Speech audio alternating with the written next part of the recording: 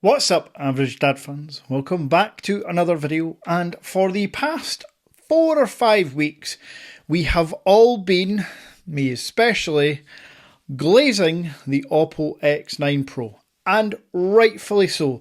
This phone is a camera, display, specs beast. Then recently I got my hands on the OnePlus 15 and this is a powerhouse. A 165Hz display, the latest chipset. In fact, there are 3 chips inside this phone. We have been spoiled for choice over the past few weeks. But there's a little company called Vivo that in some regards is saying, hold my beer. I want to give you the specifications, my very, very first impressions on the Vivo X300 Pro global version, and then ultimately tell you which one do I prefer. Let's go.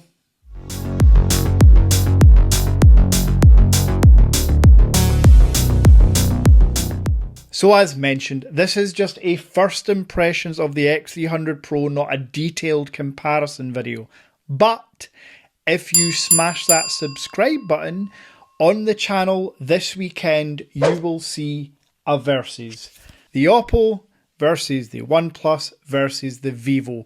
Full in-depth comparison from software and hardware and everything in between.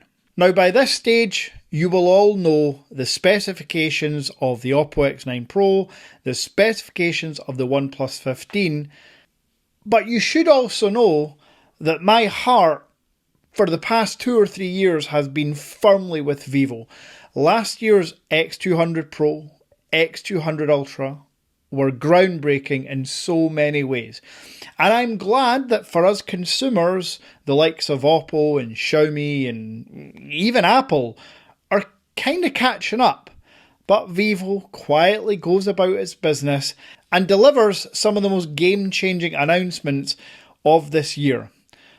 For example, the global version no longer comes with bland, boring FunTouch OS. It now comes, as I mentioned in a previous video about 4 months ago, Origin OS is now global. And I've talked about this in many other videos. I believe Origin OS is the closest to dethroning Samsung's One UI as the best Android skin. Now, to be clear, having used ColorOS on the Oppo and Oxygen OS on the OnePlus recently, the gap's getting closer and closer. Samsung, much like they've done with their foldables and other phones, have kind of got stagnant and allowed every single other manufacturer to catch up, or in some regards, overtake. Unlucky Samsung nights. But let's quickly talk unboxing. The Vivo X300 Pro Global comes with everything you need, including, unlike the OnePlus, a case. And it's a colour match case, which by the way, it might not come across in video. This is the blue colour, and it's a very subtle, like super subtle blue. So much so that, yeah, if you think it looks white, it does in real life too. But it's a nice, kind of weird, like the Sandstone OnePlus I have. It's almost a textured back. You can't see it in video, but in hand, it almost feels a bit chalky, which I know sounds weird, but for grip, it's actually quite handy. Now, also inside the box, you've got the 90-watt UK charger. Yes, all my global versions are from Hong Kong, meaning UK charger.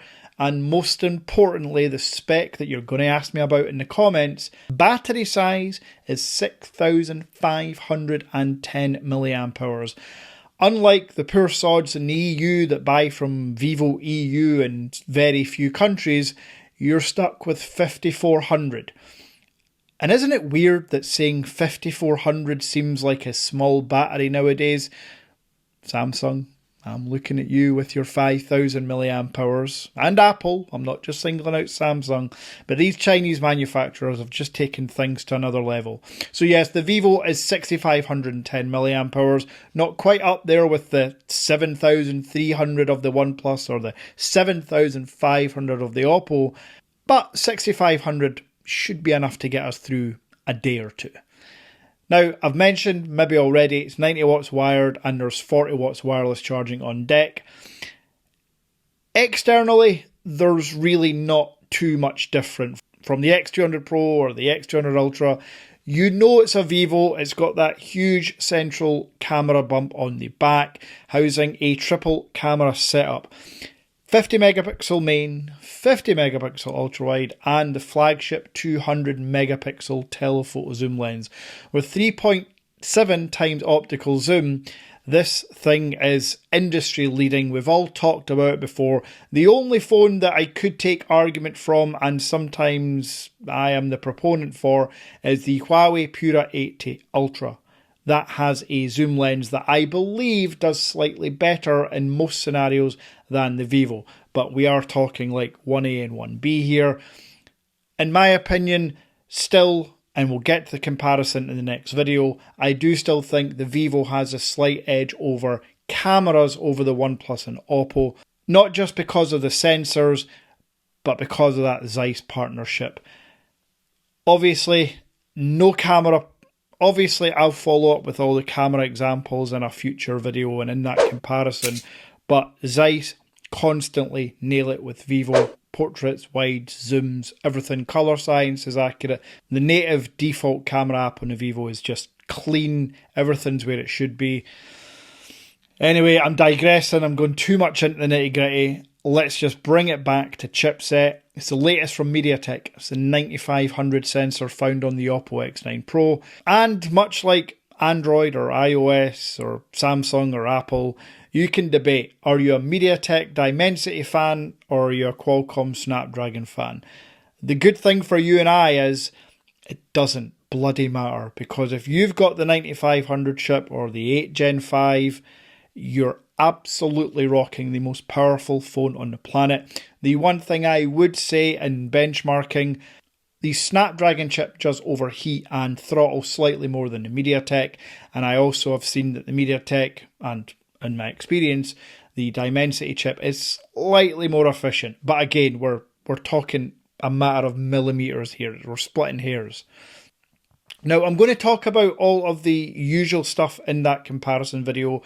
But if there's any small nuance or any other questions you have about it, you have about 24 hours until I start shooting. So leave any questions down in the comments and I'll read through them all tomorrow and try and include all the answers in this fairly long comparison video. It's been a while since I've done a triple threat versus, but to me, this is the top 3 Android phones of the year and I'm excited to do it. As always, if you've liked this, give a little like. I'll be back very soon with that comparison, and until next time.